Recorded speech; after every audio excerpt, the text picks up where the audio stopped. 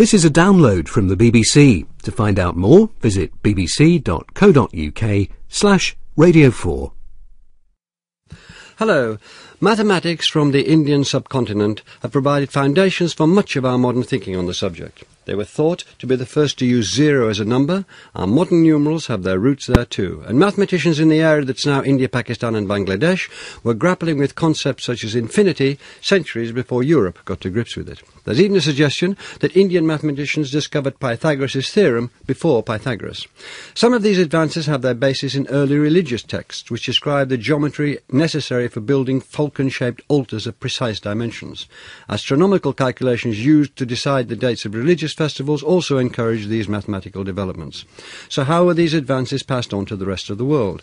And why was the contribution of mathematics from this area ignored by Europe for centuries?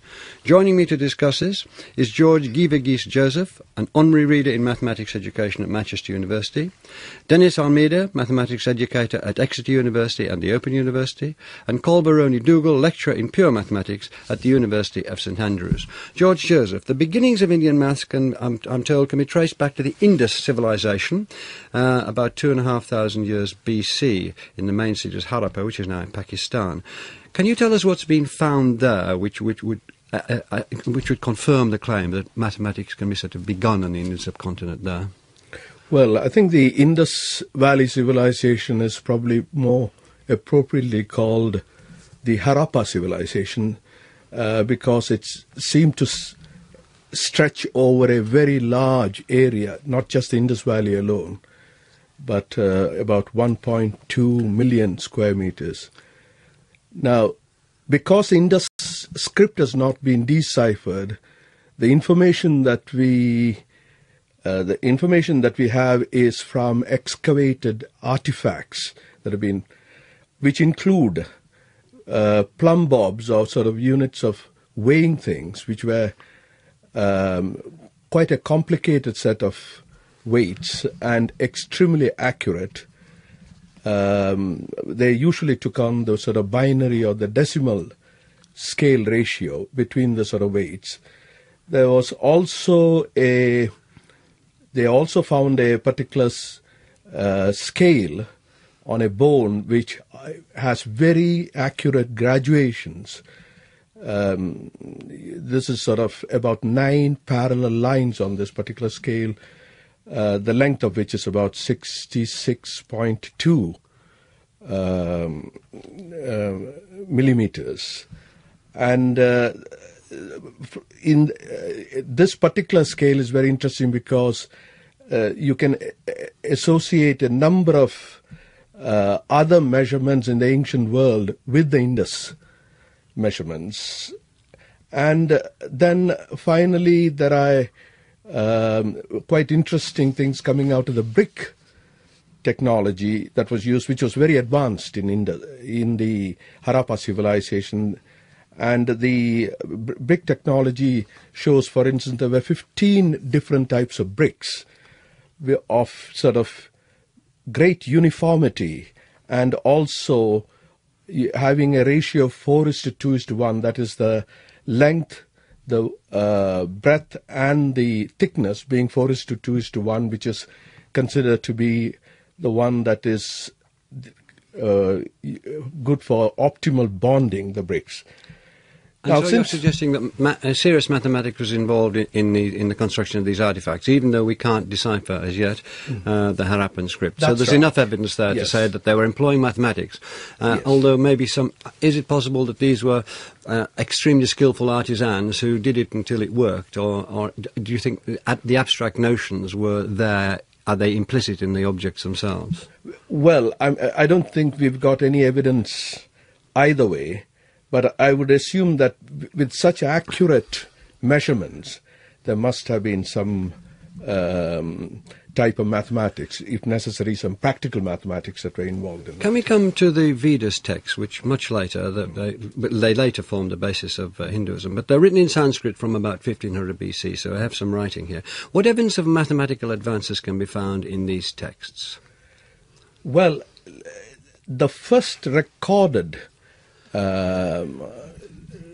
account of mathematics or rather of geometry is found in a set of texts called the Sulba Sutras, which basically means rules relating to ropes. Now, this particular text, which was a surveyor's manual, was used for constructing altars. And these altars could be of different shapes, including what you mentioned, like the falcon shape was the more complex ones, but there were ones which were square altars as well as circular altars, which were used usually for domestic worship. Where the mathematics came in is when they tried to equate the areas of, for instance, a square with a circular altar, and they immediately realized that this was not possible, so they had to arrive at some form of approximation. And similarly, there's a whole range of other things relating to, for instance, the Pythagorean theorem, which is stated very interestingly as the Sorry, I'm not interrupting you. But can I just bring in something from the text there, which shows the way that they regarded mathematics, as a quotation which I read in the notes you gave me. It says, just as the feathers of a peacock and the jewel zone of the snake are placed at the highest point of the body, so similarly the position of mathematics is the highest of all branches of the Vedas. So it was they were aware very much aware of how important mathematics was. Can I come to you now, Culver? Given that awareness, and given George was going to move on to the Pythagoras theorem, can you give us some idea of what they were discovering, which you would now think would be in advance of the Greeks? Sure. So George just mentioned the Sulba Sutras, which were the rules for building altars and constructing things out of bricks. Now, the earliest one of these is from about 800 BC. It's called the Bodhayana Sulba Sutra. And it contains... So Pythagoras' theorem tells you that if you've got a triangle where one of the corners is a right angle, two of the sides meet at that corner that's a right angle. If you take the square of each of their lengths and add them together, the number you get is the same as if you take the length of the third side, the one that doesn't come to the right angle, square it. That's going to be the same as the sum of the other two.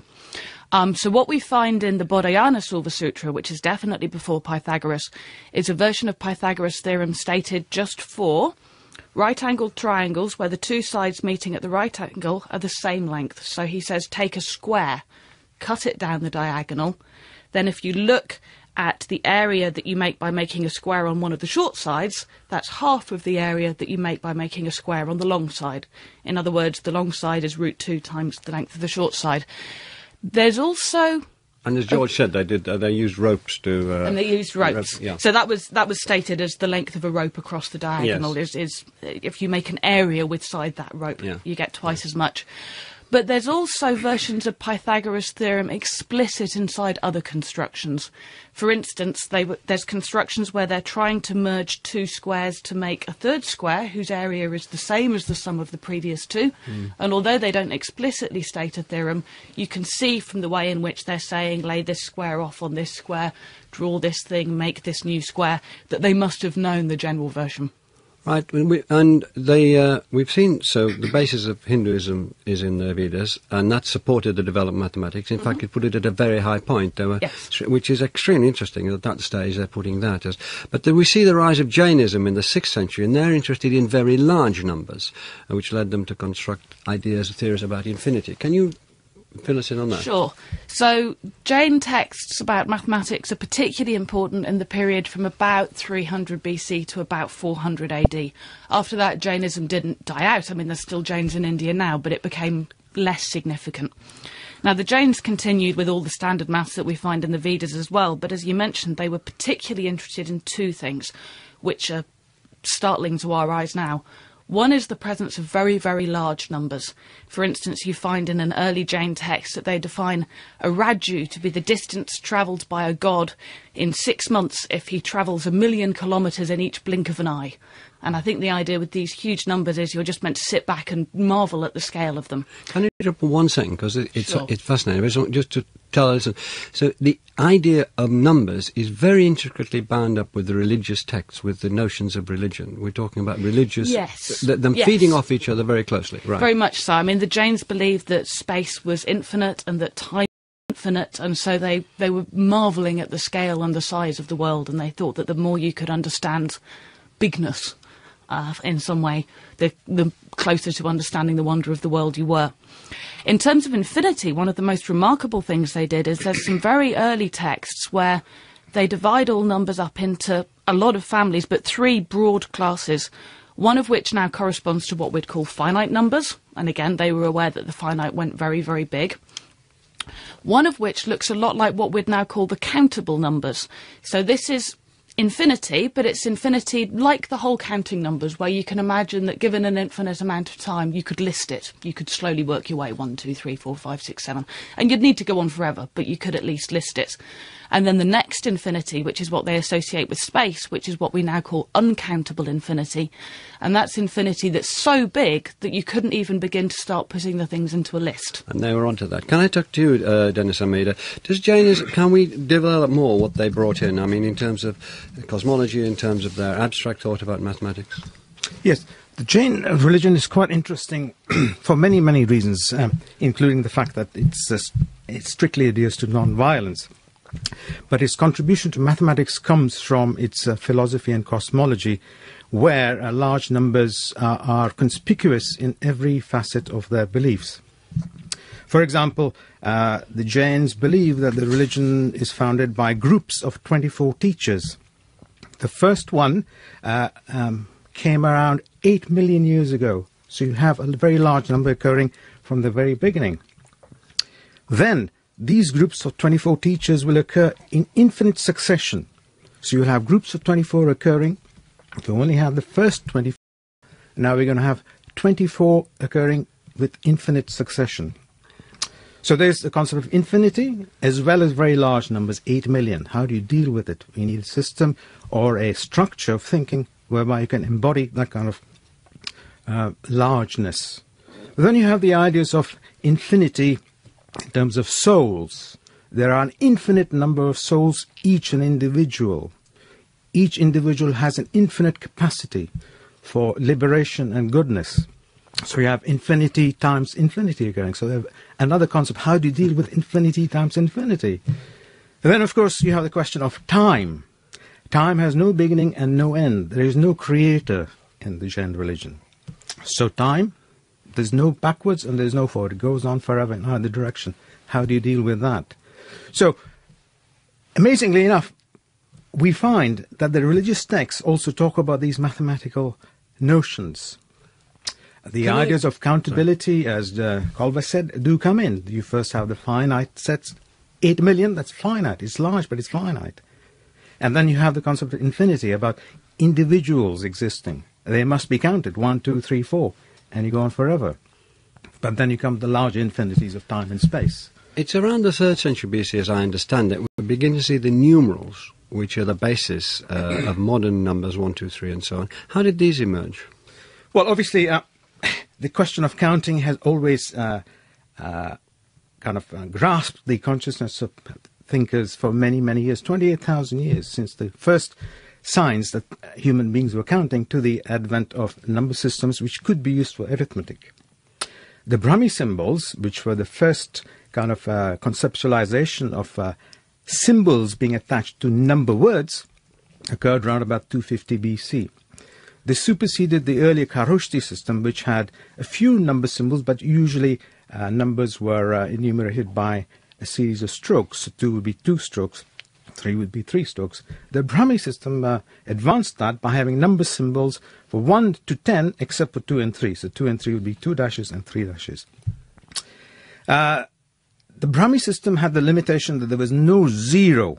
You need a zero, both as a number and a placeholder. When did that come into play, as it were? Number symbol and placeholder came around about the 4th century, the first evidence of it anyway, in the Bakhshali manuscript, which was discovered in western Pakistan. In that you have the existence of zero, both as a number and a placeholder. So you could write numbers such as 203, the 2 standing for the 100, the 0 for no tens, and 3 for the units. So 200 plus 0 plus 3, 203. The main advantage of the Indian number system, which developed, was that you could write it either way. You could write it from right to left, so that the smaller units are on the right, so 203, the 3 is the units, or you could write it the other way around. For example, in the Pancha Siddhantika, you have the number 0252. That stands for 2000, written the other way around. The 2 at the right end is the thousands. And this had the versatility that attracted Arabs who wrote their script the other way around. That versatility helped them to incorporate that number system to the way they wrote and thought. Can I just go back to you briefly, George? Buddhism was implicated in bringing about the number 0, as I understand it. Yes, I think behind the sort of emergence of 0 as a number, there was a sort of very interesting philosophical or metaphysical doctrine which was associated with Buddhism. It was known as sunyata, which is the sort of spiritual practice of emptying your mind or creating a void. And this was, in fact, suggested not just for religious practices, but suggested for any form of aesthetic creative work. Writers were supposed to empty their minds before they wrote. Similarly, painters were supposed to sort of start with the void before they sort of drew something. And similarly with architects, the emphasis was it was actually the void or the space that was more important than what the object that was placed on the. So there's a direct interrelation there. Yes, there seems to be there seems to be a gap now until about the 5th century AD when the classical period gets underway. Is that simply because a simple lack of evidence? I mean, George has talked about the very beginning. They still can't decipher the scripts then. So we're running into an evidence gap here. There is an evidence gap. We're not quite sure what triggers the evidence gap. One possibility is, obviously, with the rise of Jainism, there's a decline in the need to build these big altars for sacrifices anymore. The Vedas aren't being studied quite as much as they used to be. There was also an enormous amount of political upheaval going on at the time, which only finally settled down in about the 4th century AD with the rise of the Gupta Empire, and that then heralds the classical period. But another reason may have been the way in which maths was studied at the time. Maths was very much studied in families, so you'd get sort of high-caste Indians who were also interested in astrology and hence studying the stars and needing to understand maths to predict astrological events, and they would teach their children mathematics and it would get passed on from generation to generation. The family would have a library of mathematical texts, most of which were commentaries on earlier texts, and they would sit there writing copies and copies. So in a time of both political and religious upheaval, it's very possible for links in that chain to be broken. The next Dennis Almeida, the mathematician and astronomer of note, I believe, is Aryabhata, working behind the northeast. Why was his work so important? Well, yes, that's a good question, Melon, because most of Aryabhata's work in his only known work, the Aryabhatiya, contains essentially mathematical rules that were already known. His main contribution, and the reason for his significance in subsequent developments in Indian mathematics, was his work in infinite series. He didn't actually do infinite series. He actually summed finite series, but he gave kind of cryptographical techniques whereby one could actually do that. For example, in one of the verses, he says that you can actually measure curved lines by breaking them down into very small line segments in such a way that you can actually sum them to infinity.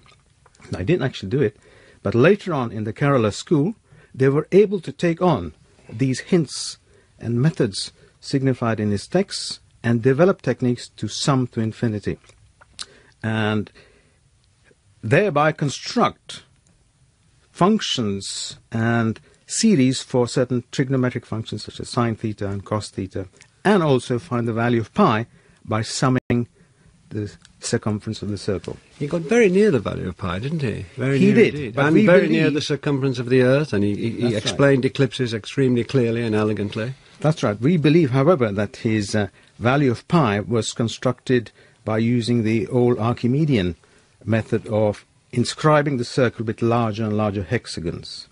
which is different from the method that he let his followers develop.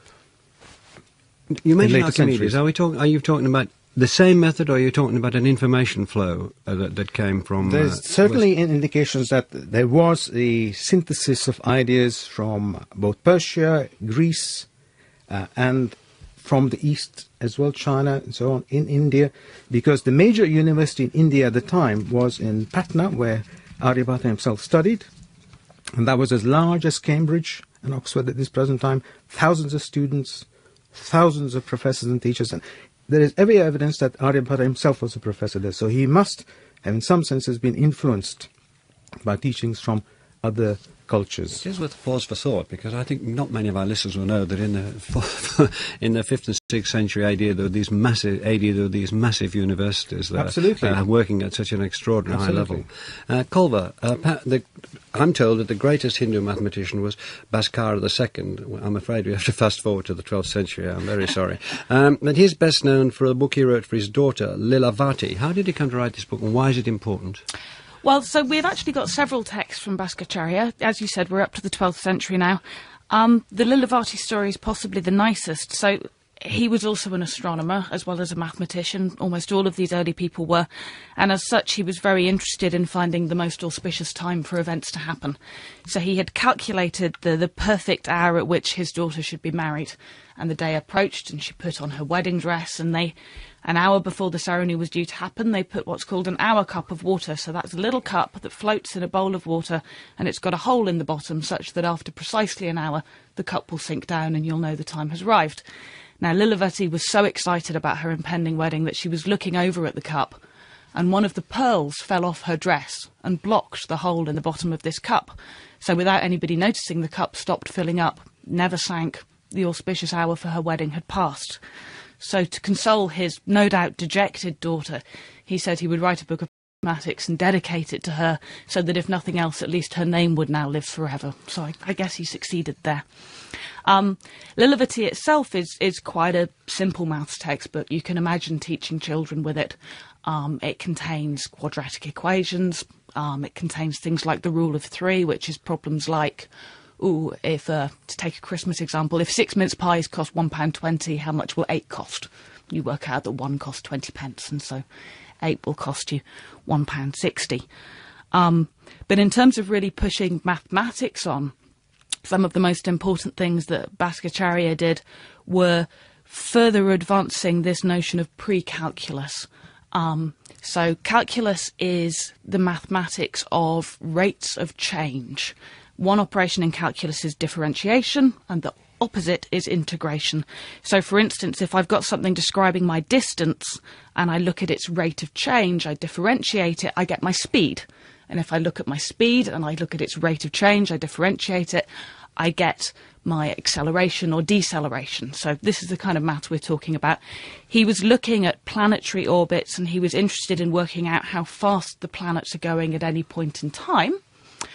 Now, the problem is, if you pick an exact point of time, then nothing's moving, because you've specified a precise point, it's at a particular place. So what he realised you have to do is you've got to move down towards smaller and smaller and smaller time intervals so that you can start to approximate instantaneous time. And he went all the way down to 133,750th of a second in his hope to get hold of this instantaneous time. There's a lot of what you're saying sort of has distinct resonance for those of us brought up on a Western tradition with what was happening several centuries later, but I hope we'll have time to come to that. George Joseph, just to finish, not to finish, but to continue this story of Indian mathematics before we come to the transmission of Indian mathematics, and there was extraordinary work came about from 1300 to 1600, as I'm told, in southern India, in Kerala. Can you tell us what happened there and why it was so important? Yeah, can I just very quickly add that the reason why Kerala became such an important center, I think partly it was its distance and geography. The geography meant that it was sort of relatively protected from all the political and social instability by the mountains that surrounded it, and of course on the east and on the west there were the oceans, so it remained relatively protected. Very long tradition, even going before Aryabhata, in mathematical developments in Kerala, indigenous developments in Kerala itself.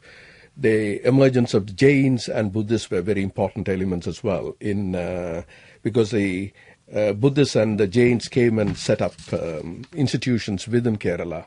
So there's various reasons why Kerala was so important.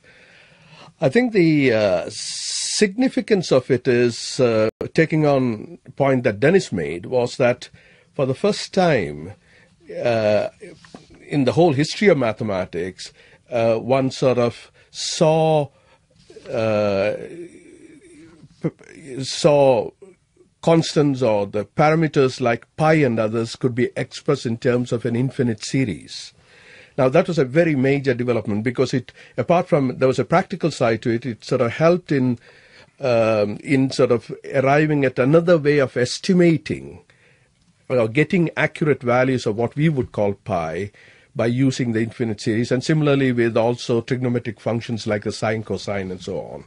I think that was a very critical element in doing that. But more important than that was also that a lot of these ideas may have actually been indigenous to Kerala itself. It is within Kerala that it developed. So you're talking about no outside influences at all? So the influences would have been, apart from the sort of texts of Aryabhata and the sort of disciples that came in, a lot of the influences were sort of, or the creation was something very original within Kerala. I think that is what is very interesting about that area. Dennis Almeida, can you take this up? As I understand, the school was founded by Madhava, a mathematician and an astronomer. We know his work's been lost, but his contribution is known. Briefly, how is it known that his work has been lost, and what is his contribution? Well, Madhava, who was born in the 14th century, developed quite a lot of results in mathematics that had tremendous significance, both to Indian mathematics and later on in Europe. How do we know that he did these things, given the fact that all his works are lost? Well, he was quoted by his followers in their own works, which are known. So Nilakanta Somyaji, Jayastadeva, and so on, actually said the master or the teacher has told us these results. So that's how we know that he developed some, for the time, quite astonishing results. I mentioned earlier that the Kerala mathematicians, and this started with Madhava, developed series which were infinite sums which would give the value of pi. They developed infinite series also that could sum to sine and cosine and inverse tan. Later on, 250 years later, we find exactly those series developed by the Renaissance mathematicians such as Newton and Leibniz. Madhava, therefore, by priority, developed these series by prototypical calculus results. And that's his significance, that they were able to do quite sophisticated things without the tools that a pure mathematician in modern times possesses. Can I just stay with you for a moment, Dennis, and to start on this idea of just take the next section as to how these ideas were transmitted. And I'm staying with you because you touched on it earlier when you talk about Archimedes having an involvement, because the people who know about the history of mathematics listening, I think they'll be riveted, but they'll also say, well, what about the Babylonians? What about the Egyptians? What about the Greeks? Where's the interflow here? We are concentrating on Indian mathematics, and it's a tremendous story. But if we can we turn about how these ideas were transmitted and why they were, where they weren't, and what happened? So, did they go directly to the Arabs and sort of bypass the Greeks? What went on there? Let's talk about the sort of early Middle Ages in our time frame. Well, if you start off with the tenet adopted by a famous historian of mathematics, Van der Watten, who says that the general rule in the history of mathematics is dependence rather than independence, then we have to assume that there was an interchange of ideas. Famous historians of mathematics, but Indian mathematics, say that indeed classical Indian mathematics was introduced into India, but Indian mathematics developed its own unique identity. For example, they were much more driven by the search for results than on proof. Okay, that's another epistemological difference. But if we then say what happened to Indian mathematics in the classical period, we know that it was transmitted to the Arab lands. There is a famous book written in the 11th century by Said al-Andalusi, Science in the Medieval World, and he says, yes, our number system, our trigonometry is owed to the Indians. So they develop it, they transmit it to other lands. It's how human nature is. When we come across information, we want to share it. We want to try and understand it and develop it further. And the question about the later period of Indian mathematics is rather sketchy because no research has been done. But it would be outstandingly an outstanding fact if the Kerala mathematics remained isolated in Kerala. Yes, indeed. It would be the only incident in the history of post-medieval mathematics where an important discovery just remained where it was. George Joseph, can I bring us to one man who, the great Avicenna, the great Uzbek philosopher and scientist in the late 10th century, he was brought into contact with Indian numerals. Now, what would he have at his disposal? Would he have Euclid? Would he have the Greeks? Would Indian be the most important thing he had? Can you give us some idea of what fed his mind in this area? I think the influence of Indian mathematics came into the Arab world first. The Greek texts came in later. And the influences from the Indian maths that came in were mainly concerned with our number systems and operations with them. And there is a sort of a story that says that it may have come through a particular mission that came from Sindh, one of the areas in India, to the court of Caliph al-Mansur. And there was one person called Kanaka who was sort of mentioned. And the influence, therefore, came through this particular mission who brought in both astronomical texts as well as some of the arithmetical texts from India. I think the Greek influences probably came in much later. And one of the great contributions, in my view, of the Arab mathematicians or those Arabic mathematicians was that they were able to combine these two influences. And from about the 10th, 11th century, these influences in turn was developed and synthesized, and new creations were made by the Arab mathematicians. Well, that's very clear. Thank you very much. Culver, the Jesuits were very influential. Do you want me to stay with George there? You bit your bottom lip. George, the Jesuits were very... It's very... Actually, it would have been nice to see it on television. It wasn't a big bite. The Jesuits were influential in spreading Indian numbers, in spreading Indian maths, weren't they? Yes, and not so much the Indian numbers, but much later. I think... we've been sort of working on a project which sort of is studying the possibility of the Jesuits bringing some of the results from Kerala mathematics into Europe. One must remember that the Jesuits were, at those times, quite mathematically accomplished. Some of the Jesuit scientists who went to Kerala were also some of the very notable astronomers and mathematicians of the day.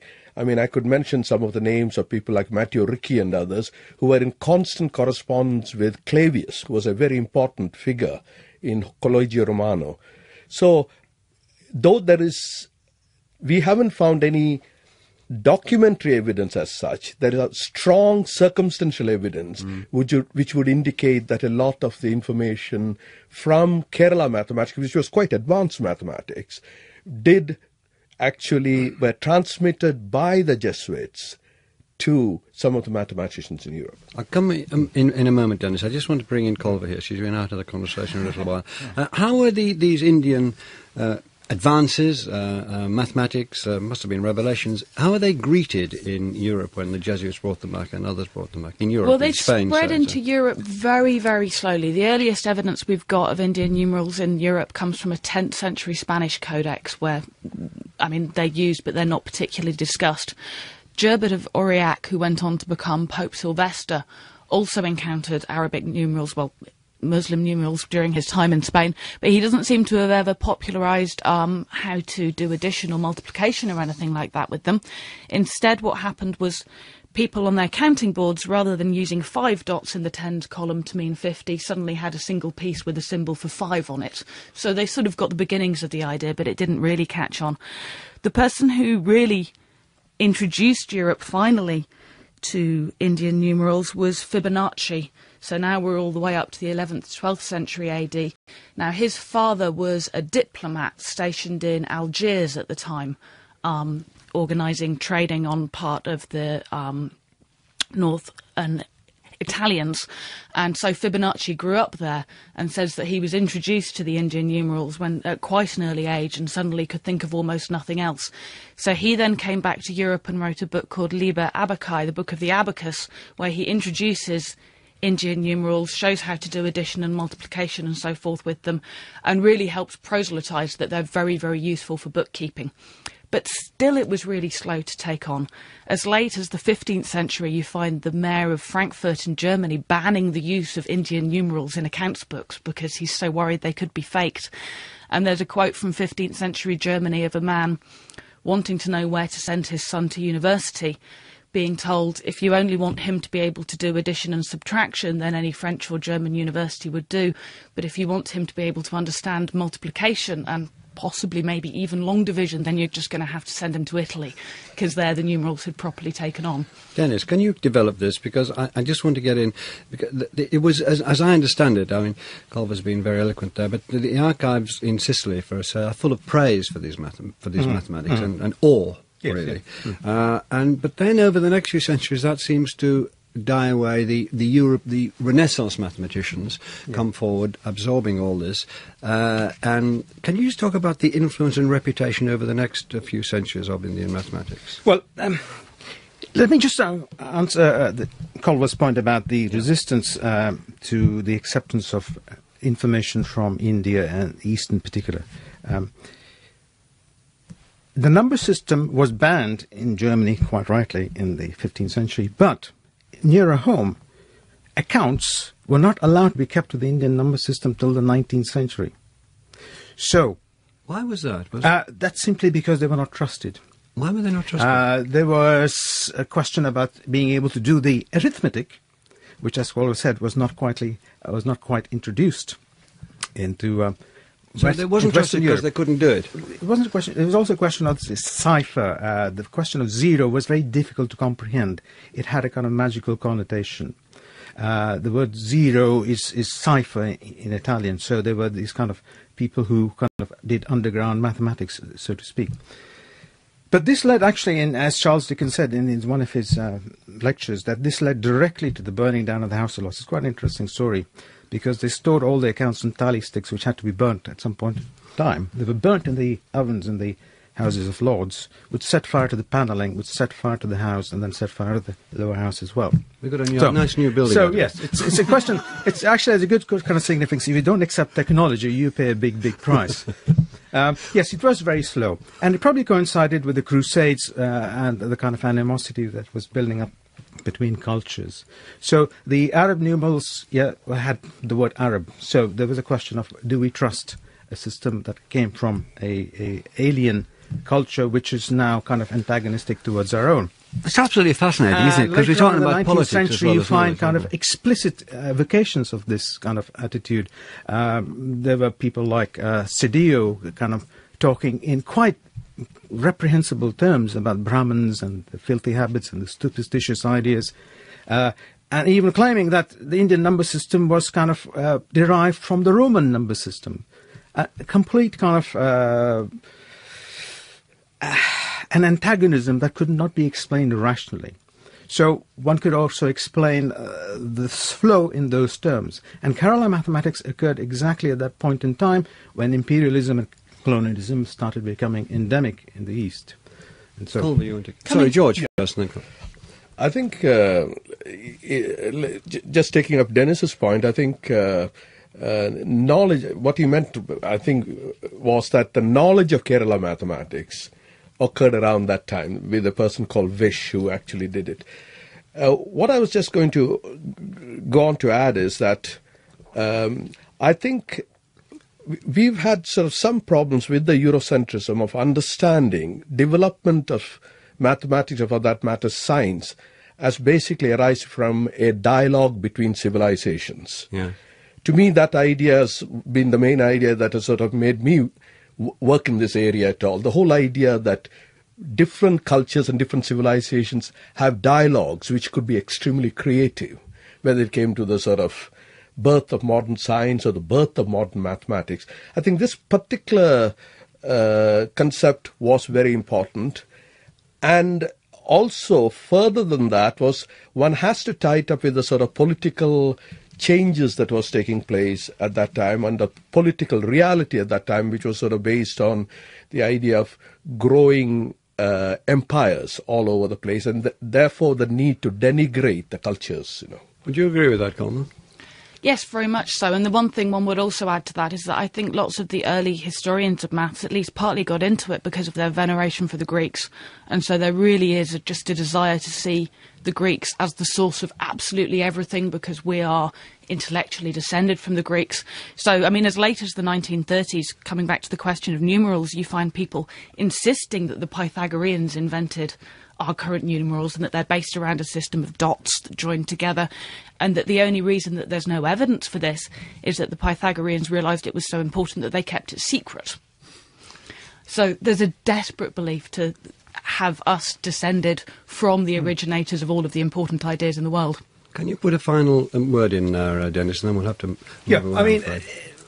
There's definitely the case that the Greek mathematics and the Indian mathematics came from different epistemological bases.